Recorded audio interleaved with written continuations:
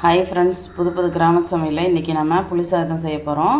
அதுக்கு தேவையான புளி வாஷ் பண்ணிவிட்டு பாத்திரத்தில் சேர்த்துட்டோம். அதில் தேவையான அளவுக்கு உப்பு, மஞ்சத்தூள் ரெண்டையும் சேர்த்து ஊற வச்சுக்கலாம்.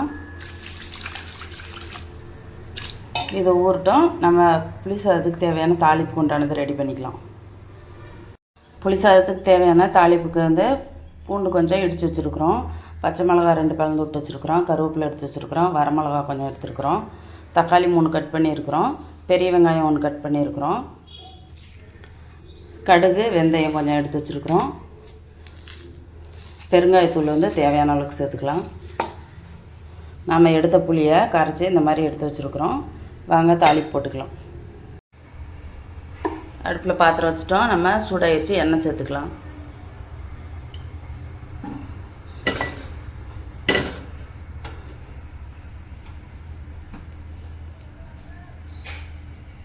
எண்ணெய் சூடாகிடுச்சு, கடுகு வெந்தயம் சேர்த்துக்கலாம்.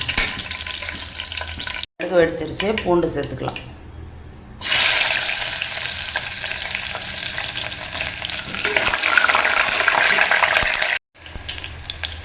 இப்போ வரமிளகா சேர்த்துக்கலாம், பச்சை மிளகா, வெங்காயம்,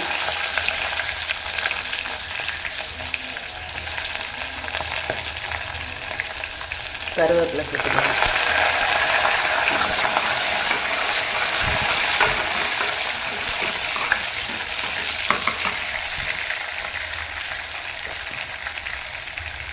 பெருங்காயத்தூள் சேர்த்துக்கலாம். எடுத்து வச்ச தக்காளி சேர்த்துக்கலாம். நம்ம முன்னாடியே புளியில் கொஞ்சம் உப்பு போட்டிருக்கிறோம். சாப்பாட்டுக்கு தேவையான உப்பு இதில் சேர்த்துக்கலாம்.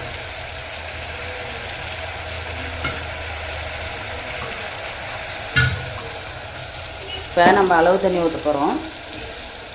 புளி கரைசலோடையே சேர்த்துக்கலாம்.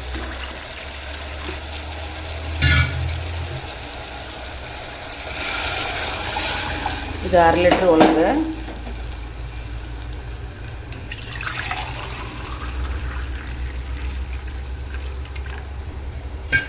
நமக்கு 400 கிராம் அரிசிக்கு 800 மில்லி தண்ணி தேவை. 200 மில்லி தண்ணி சேர்த்து ஊற்றிக்கிறோம். இப்போ தண்ணி கொதிக்கிட்டோன்னு நம்ம அரிசி சேர்த்துக்கலாம். புல கொதிக்குது, நம்ம அரிசி சேர்த்துக்கலாம்.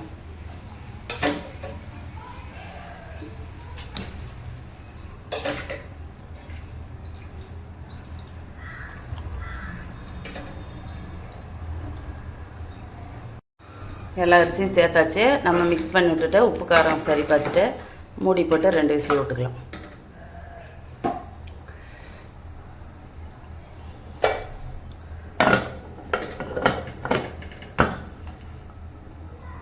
இந்த மாதிரி புளி சாப்பாடு செய்யும்போது அளவு தண்ணியோட 200 மில்லி தண்ணி சேர்த்து ஊற்றுனீங்கன்னா தான் கரெக்டாக இருக்கும்.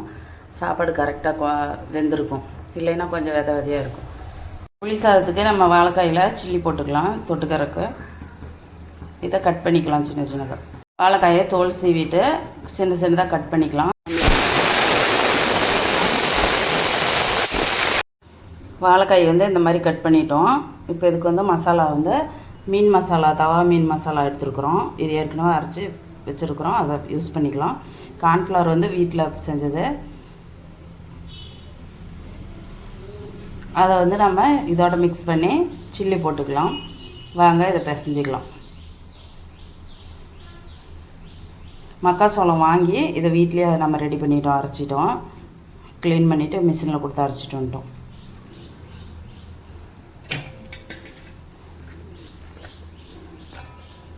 இப்போ வாழைக்காய் பாத்திரத்தில் சேர்த்துட்டு இந்த மசாலா போட்டு பரட்டி ஒரு 10 நிமிஷம் கழித்து நம்ம பொரிச்சு எடுத்துக்கலாம்.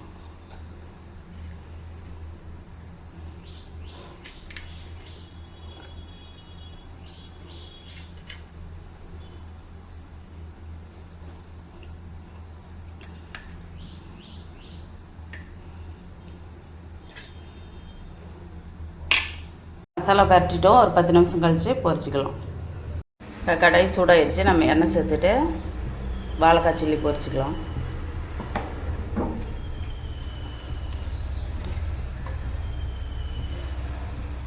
எண்ணெய் சூடாகிடுச்சு, சில்லி போட்டுக்கலாம்.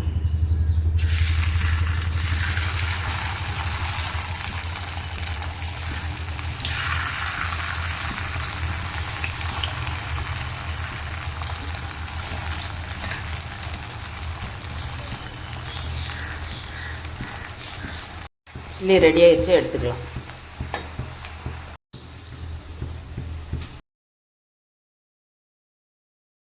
நம்மளோட புளி சாதம் ரெடி ஆயிடுச்சு. நம்ம போட்டு சாப்பிட்லாம். இப்போ மிக்ஸ் பண்ணி விட்டுட்டு எடுத்துக்கலாம். புளி கரைசல் தனியாக ரெடி பண்ணி மிக்ஸ் பண்ணுறது நம்ம தேவைக்கு ஏற்ப போட்டுக்கலாம். இந்த மாதிரி குக்கர்லேயே வைக்கும்போது நீங்கள் தண்ணி கொஞ்சம் சேர்த்து ஊற்றினா தான் சாப்பாடு கரெக்டாக இருக்கும். அதனால தான் 200 மில்லி அளவு தண்ணி சேர்த்து ஊற்றிருக்கோம்.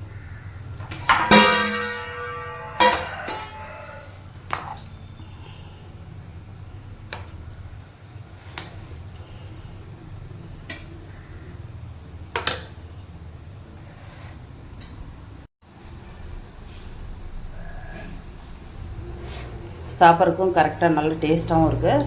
சாப்பாடு கரெக்டாக வெந்துருச்சு. சில்லியும் சூப்பராக இருக்குது. நீங்களும் இதேமாதிரி ஒரு டைம் செஞ்சு பாருங்கள்.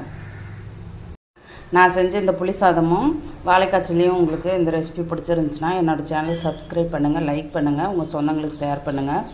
நன்றி. நாளைக்கு வேறு ஒரு ரெசிபியோட வரேன்.